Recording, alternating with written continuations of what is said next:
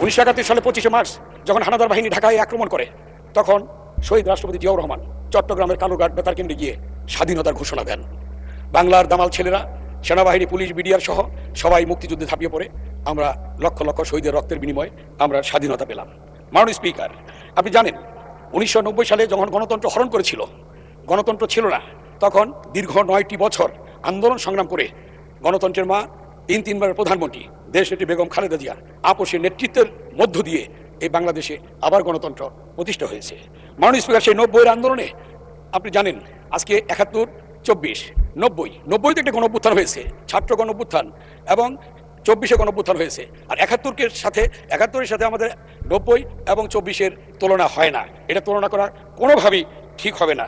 সেই 90-এর আন্দোলনে দেশনেত্রী বেগম খালেদা জিয়া কি ভূমিকা রেখেছিলেন আপনারা দেখেছেন। একদিকে জেল, নির্যাতন, নিপীড়ন, আরেকদিকে সোনার খাটে বসে আন্দোলন করেছিলেন আরেকজন। আপনি জানেন দেশনেত্রী বেগম খালেদা জিয়া যখন চট্টগ্রামে হত্যাকাণ্ড হয়েছিল, সেখানে সর্বদলীয় একটি ডাক ছিল যে সর্বদলীয় একটি শোক মিছিল হবে কেন্দ্রীয় শহীদ মিনার থেকে। সেই সর্বদলীয় শোক মিছিলে দেশনেত্রী বেগম খালেদা জিয়াও থাকবেন এবং শেখ হাসিনাও থাকবেন এবং 8 দল 5 দলের নেতারাও থাকবেন।